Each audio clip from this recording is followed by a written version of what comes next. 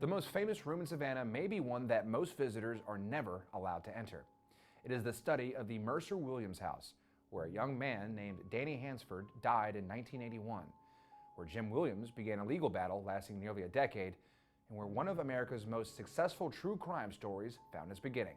But the history of the mansion started long before the gunshots. Construction began in 1860 for General Hugh W. Mercer, an attorney, Confederate officer, and great-grandfather of Savannah-born songwriter Johnny Mercer. Architect John Norris designed an imposing Italianate residence for the western side of the Monterey Square.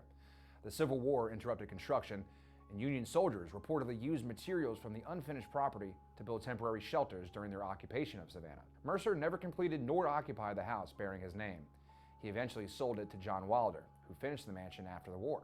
During the 20th century, the building became the Ully Temple of Savannah's Shriners. When the organization left, the mansion sat vacant until antiques dealer and preservationist Jim Williams purchased it in 1969 and began a meticulous restoration.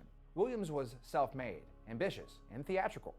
He restored more than 50 historic properties, dealt in valuable antiques, and became famous for extravagant parties attended by Savannah's social elite. Mercer House was both his home and his greatest stage. Then, during the early morning hours of May 2, 1981, Williams shot and killed 21-year-old Danny Hansford inside the study. Hansford worked for Williams, and the two men were also involved in a volatile personal relationship.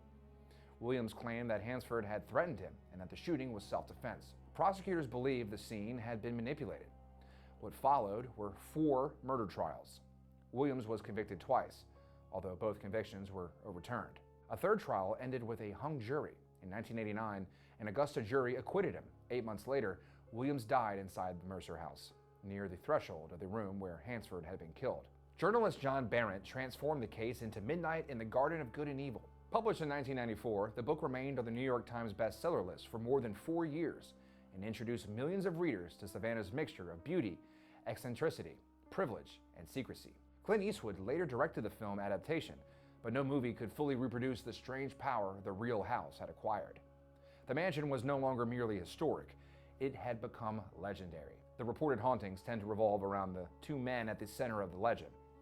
Employees and visitors have described footsteps moving through the hallways after the tours have ended. Some report seeing a male figure who resembles Williams still walking through the home he restored and controlled so carefully during life. Others believe Danny Hansford remains inside the house. Stories describe an agitated presence near the study, unexplained voices, and the feeling of being watched from the windows. One legend claims that Williams became convinced Hansford was haunting him and sought spiritual assistance to remove the young man's presence. That account cannot be proven. Neither can the darker claim that Hansford's ghost somehow caused Williams' death.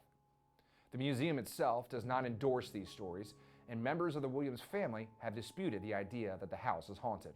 There are also reports of illuminated windows and shadowy figures appearing after the house has closed. One story claims that near the anniversary of Williams' famous Christmas party, observers can see the suggestion of formally dressed guests moving through glowing rooms. Perhaps that legend exists because Mercer House was always designed to be seen from the square.